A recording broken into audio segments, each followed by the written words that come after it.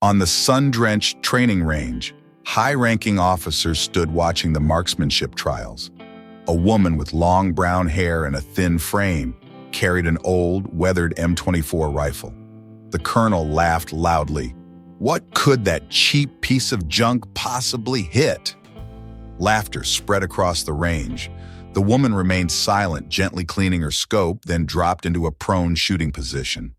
When sunlight reflected off a silver marking etched into the rifle's stock, the Deadeye Mark, the colonel froze completely. Reina Vasquez had spent the last 3 years perfecting the art of being professionally invisible among soldiers who measured worth by equipment quality and obvious displays of competence. At 30, with long chestnut hair that she kept secured in regulation style and a preference for maintaining rather than replacing functional gear, she stood out among personnel who believed that newer always meant better. Her M24 sniper rifle showed clear signs of extensive use.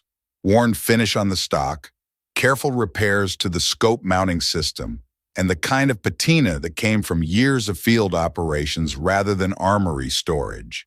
To most observers, it appeared to be outdated equipment that should have been retired long ago. "Look at that ancient rifle," whispered Staff Sergeant Marcus Thompson to his colleagues as they observed the advanced marksmanship training session. "She's probably using something from the Cold War era."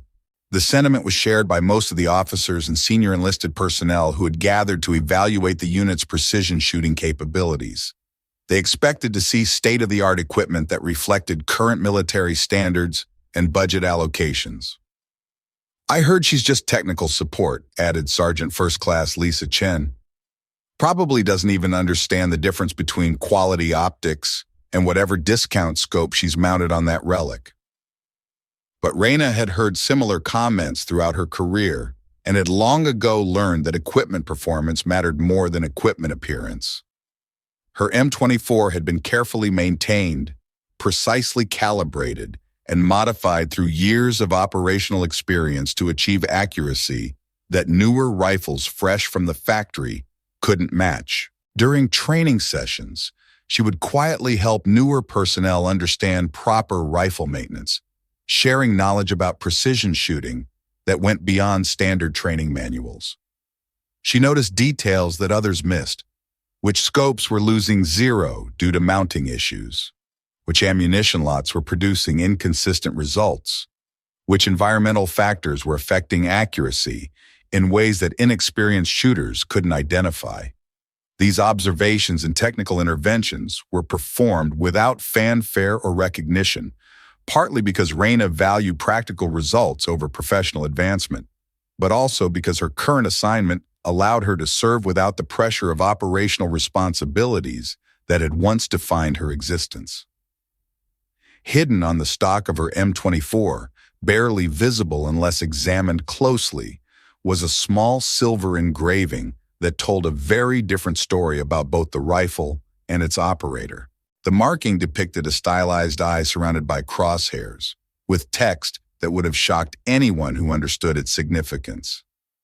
Deadeye Mark, Ramadi 2009, 3.2 km confirmed.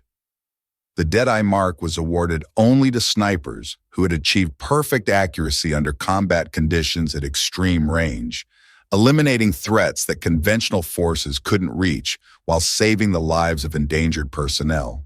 It represented not just marksmanship skill, but the kind of operational success that changed the outcome of entire missions. As Reina completed her equipment preparation and waited for her turn in the shooting rotation, she found herself remembering the weight of responsibility that had once accompanied every shot, when missing meant watching good people die, and succeeding meant accepting the burden of taking lives to save others. "Your rifle looks like it's been through a war," commented Master Sergeant Jake Rodriguez, the range safety officer who supervised advanced weapons training.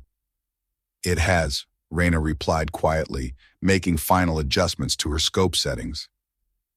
Rodriguez studied her weathered M24 more closely, noting the professional quality of its maintenance and the precision with which she handled the weapons system.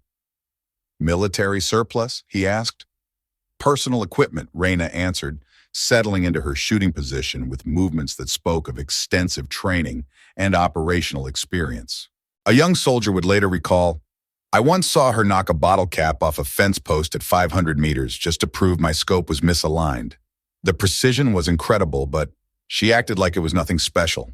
The advanced marksmanship evaluation had drawn an audience of senior military personnel, including Colonel Patricia Hayes, whose reputation for demanding excellence was well known throughout the training command. The session was designed to assess long-range precision shooting capabilities and identify personnel who might qualify for specialized sniper training. As soldiers took turns engaging targets at progressively challenging distances, it became clear that equipment quality was a significant factor in achieving the accuracy standards required for advanced qualification. Most participants carried modern sniper rifles with sophisticated optic systems, bipod stabilization, and advanced ammunition designed to maximize long-range performance. Their equipment represented current military procurement standards and substantial financial investment in precision shooting capability. When Raina approached the firing line carrying her weathered M24, the contrast with other participants' equipment was immediately obvious to everyone observing the training session. Colonel Hayes examined Raina's rifle with barely concealed skepticism, noting the worn finish, older scope model, and general appearance that suggested years of heavy use rather than careful storage. "This isn't a military museum," Colonel Hayes announced loudly enough for everyone on the range to hear. "We're evaluating current operational capability, not displaying antique weapons." Her comment drew laughter from several observers who found the idea of using obsolete equipment in a modern evaluation genuinely amusing. "Ma'am, that rifle looks like it belongs in a display case rather than on an active firing line," added Major Robert Chen, whose own precision rifle represented the latest in military technology and represented a significant procurement investment. "I'm not sure we should waste ammunition on equipment that's clearly past its operational lifespan," Colonel Hayes continued, her tone suggesting that Raina's participation in the evaluation was an unnecessary distraction from serious training. But Raina had faced similar skepticism throughout her military career and understood that performance would speak more effectively than arguments about equipment capability or personal qualification. "Ma'am, the rifle is functional and properly zeroed," she replied simply, beginning her pre-shot preparation routine without defending either her equipment or her right to participate in the evaluation. As she settled into her prone firing position and began adjusting her scope for the first target engagement, something caught the attention of Master Sergeant Rodriguez, who had been observing from the safety line. Sunlight reflecting off the rifle's stock revealed the edge of what appeared to be an engraved marking, barely visible beneath years of handling and environmental exposure. Rodriguez moved closer to get a better look at what he had initially dismissed as decorative artwork or unit insignia. What he saw made his blood run cold.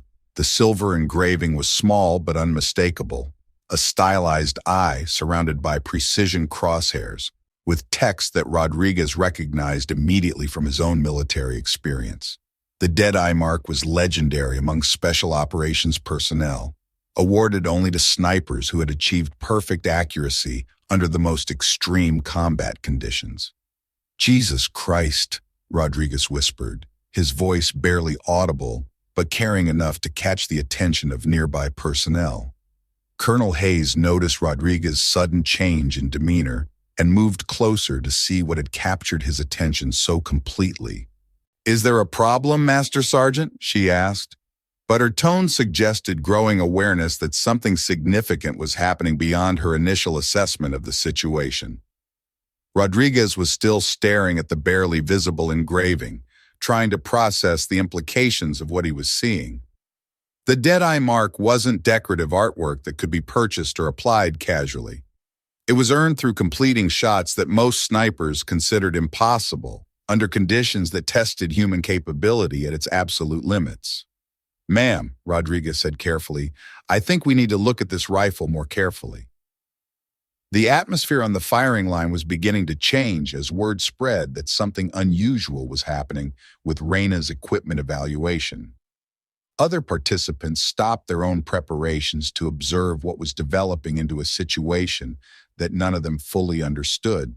Reina continued her shooting preparation, checking wind conditions and calculating range corrections with the systematic precision of someone who had performed similar procedures countless times, under conditions where accuracy meant the difference between mission success and catastrophic failure. Her breathing pattern, body positioning, and scope adjustments demonstrated a level of professional competence that exceeded standard training expectations, suggesting experience that went far beyond what her current assignment would typically require. "Where did you acquire this rifle?" Colonel Hayes asked, her earlier dismissiveness replaced by cautious professional interest. "It's been with me for several years," Reina replied, continuing her preparation without looking up from her scope adjustments. "The engraving on the stock," Rodriguez interrupted. "Can you tell us about that marking?" For the first time since arriving at the firing line, Reina paused in her preparation and looked directly at the two senior personnel who were questioning her equipment. "It's operational history," she said quietly, her tone carrying a weight that suggested the marking represented more than decorative significance. The range had grown noticeably quieter as other participants began to sense that something important was happening, though most couldn't understand what had captured the attention of the range safety officer and the evaluating colonel. Master Sergeant Rodriguez would later write in his report, "When I saw that Deadeye Mark, I knew immediately that we weren't dealing with a regular soldier using old equipment. That marking is only awarded to snipers who have achieved legendary accuracy under combat conditions that most people can't survive." What happened over the next 15 minutes would be analyzed and discussed in military training circles for years to come as one of the most impressive displays of precision marksmanship ever witnessed at a standard qualification range. Reina's first shot at the 200-meter target was perfect. The 308 round struck dead center of the target with surgical precision that left no doubt about the shooter's capability or the rifle's accuracy. The impact was so precisely placed that several observers initially thought they had missed seeing the shot, until the spotting scope confirmed that the target had been completely destroyed. But Colonel Hayes wasn't satisfied with a single demonstration. "Engage the 1,500-meter target," she ordered, her tone carrying both professional curiosity and growing respect for what she was witnessing. Reina's second shot was equally flawless, striking the distant target with accuracy that exceeded the capabilities demonstrated by any other participant in the evaluation. The precision was so absolute that it seemed to defy the limitations of the equipment and environmental conditions. "Moving target 1,000 meters, Colonel Hayes continued, now fully engaged in testing the limits of what Reina and her obsolete rifle could accomplish. The third shot intercepted a moving target with timing and precision that required calculating velocity, trajectory, and intercept angles in real time under pressure. The target dropped immediately upon impact, demonstrating a level of marksmanship skill that transcended standard military training. As the implications of what they were witnessing began to register, Master Sergeant Rodriguez approached Reina's position to examine her rifle more closely. Under direct inspection, the Deadeye Mark was clearly visible and unmistakably authentic. "Colonel," Rodriguez announced to the assembled group, his voice carrying the weight of someone delivering significant information, "this rifle bears the Deadeye Mark. That's awarded only to snipers who have achieved perfect accuracy at extreme range under combat conditions." The revelation hit the assembled military personnel like an electric shock. Everyone familiar with special operations history knew about the Deadeye Mark. It represented achievements that most snipers considered legendary rather than achievable. Colonel Hayes examined the marking personally, reading the engraved text that provided context for what they had just witnessed. Ramadi 2009, 3.2 km confirmed. 3.2 kilometers, she said quietly, understanding immediately that this distance represented one of the longest confirmed kills in military history. the atmosphere on the range had completely transformed. Officers and enlisted personnel who had been dismissive of Reyna's equipment now regarded both the rifle and its operator with expressions ranging from awe to genuine respect. "Ma'am," Colonel Hayes said formally, addressing Reyna with the kind of military courtesy reserved for encountering exceptional achievement. "Can you tell us about the Ramadi operation?" Reyna was already clearing her rifle and preparing to secure her equipment, clearly preferring to avoid detailed discussion of operational history that remained classified at high levels. "It was a long time ago," she replied simply, "and most of the details remain restricted information." But Master Sergeant Rodriguez felt compelled to provide context that would help other personnel understand the significance of what they had witnessed. The Ramadi operation involved eliminating a high-value target who was directing attacks against coalition forces, he explained to the group. The shot was taken under extreme conditions, at a distance that exceeded previous records, and saved the lives of an entire company that was pinned down by enemy fire. The technical achievement represented by a 3.2-kilometer shot was staggering. At that distance, the bullet traveled for over 4 seconds, requiring calculations that accounted for wind drift, bullet drop, atmospheric pressure, temperature variations, and target movement, all performed under combat stress while lives hung in the balance. "But that wasn't the reason I left operational service," Reyna said, finally looking up from her equipment to address the assembled group. "2 days after that shot, my spotter was killed during extraction. Miguel Santos was the best partner anyone could ask for, and he died because I accepted a mission that should have been refused." The revelation added depth to her story that went beyond technical achievement. The legendary sniper had walked away from operational shooting not because she couldn't handle the pressure, but because she had decided the human cost was too high for her to continue. Colonel Hayes approached Reyna with the kind of formal respect that career military personnel reserve for extraordinary achievement and sacrifice. "Ma'am, I owe you a profound apology," she said, her earlier dismissiveness replaced by genuine contrition. "I mocked equipment and capabilities that represent the highest levels of military achievement. Your service record speaks for itself." The other personnel who had laughed at Reyna's cheap rifle now stood in uncomfortable silence, understanding that they had ridiculed someone whose achievements exceeded anything they had accomplished in their own military careers. "The rifle looks old because it's been tested under conditions that most of us have never faced," Rodriguez explained to the group. "Equipment that survives combat operations and continues to perform at this level represents more value than anything fresh from the procurement system." Major Chen, who had suggested that Reyna's rifle belonged in a museum, stepped forward to offer his own apology. "Ma'am, I was completely wrong about your equipment and your capabilities. Your achievements represent service to this country that I can never fully understand or repay." But Reyna was focused on securing her rifle rather than accepting recognition for past achievements. "The most important thing to understand," she told the assembled group, "is that this rifle represents more than individual accomplishment. Every successful shot was made possible by teamwork, intelligence support, and the sacrifice of people who didn't come home." She carefully placed the M24 in its carrying case, the Deadeye Mark disappearing once again beneath worn fabric that concealed its significance from casual observation. "Equipment is only as good as the training and experience behind it," she continued. "This rifle has achieved accuracy because it's been maintained properly and used by people who understood that precision shooting isn't about the equipment. It's about accepting responsibility for outcomes that affect other people's lives." As the evaluation session concluded, personnel lined up to thank Reyna personally, not just for her demonstration of capability, but for her service in operations that had protected people they would never meet under conditions they could barely imagine.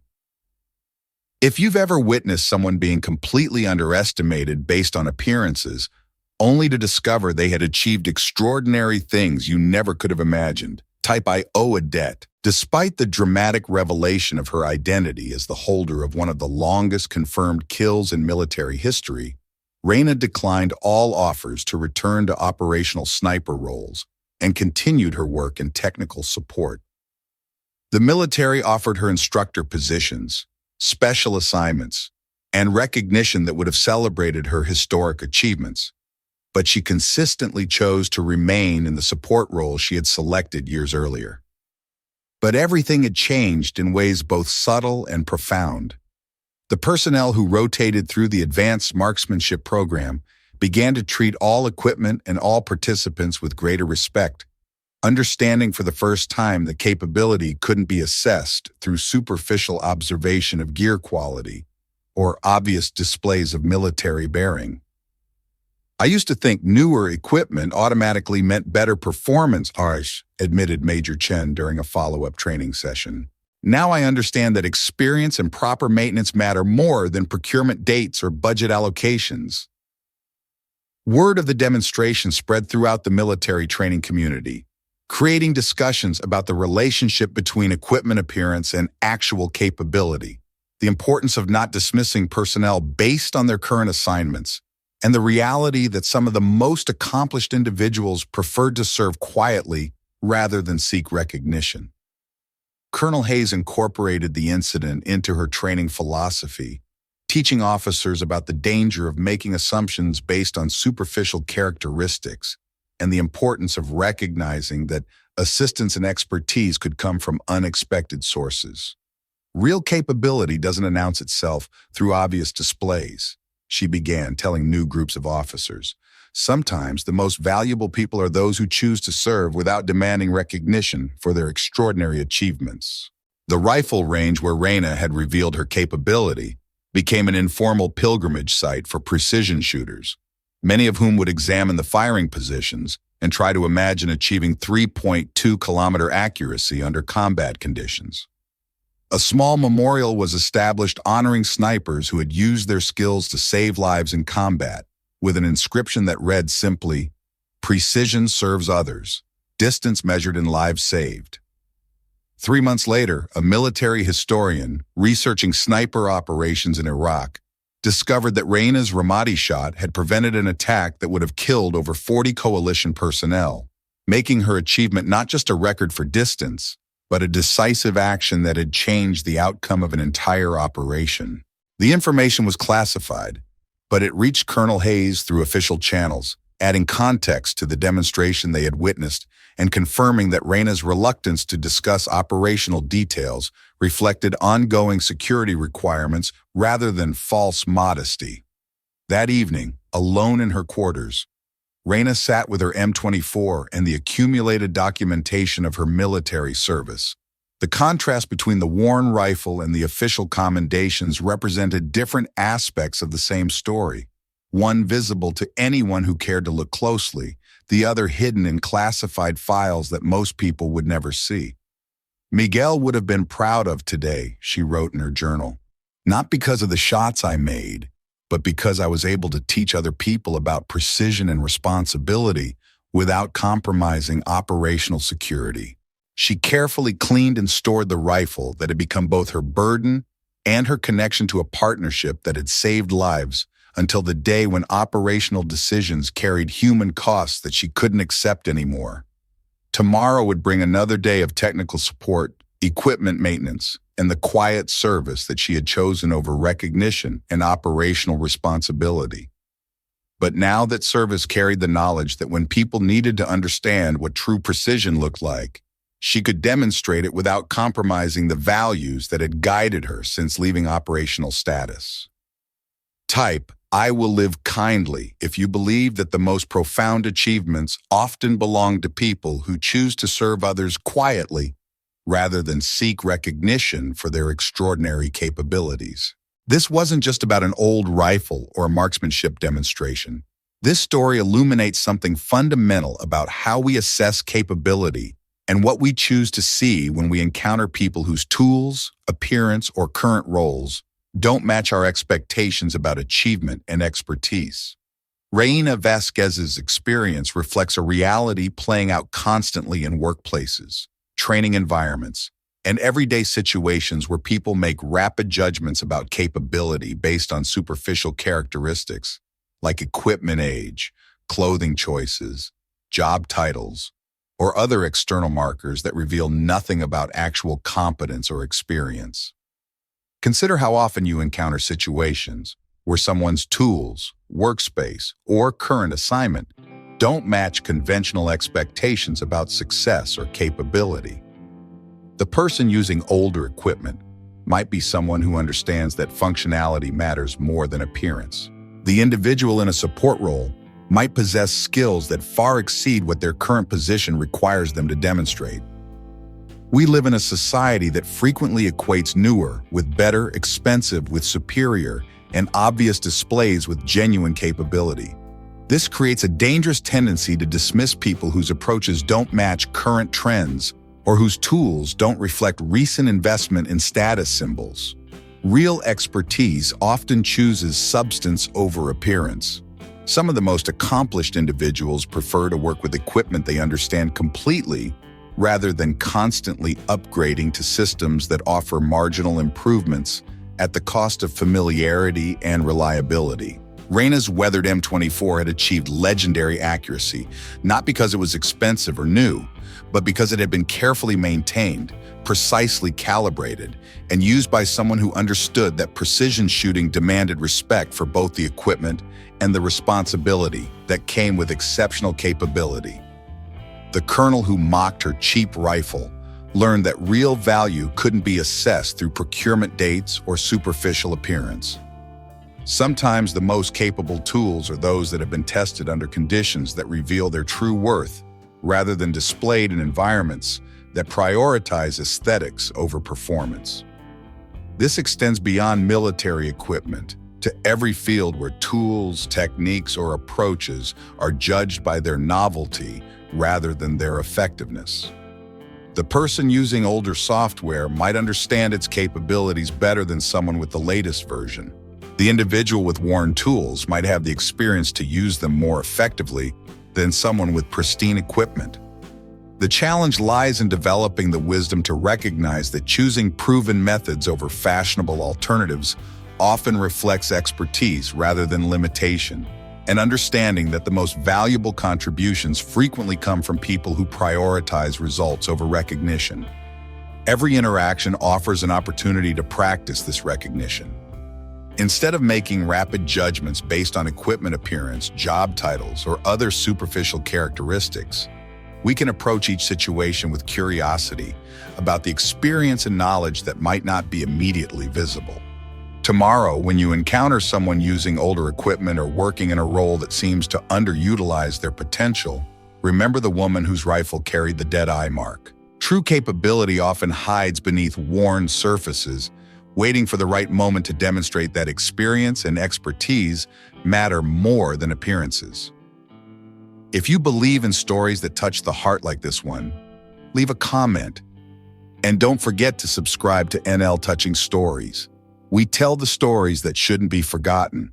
Real people are creating and telling stories, not mass-produced AI.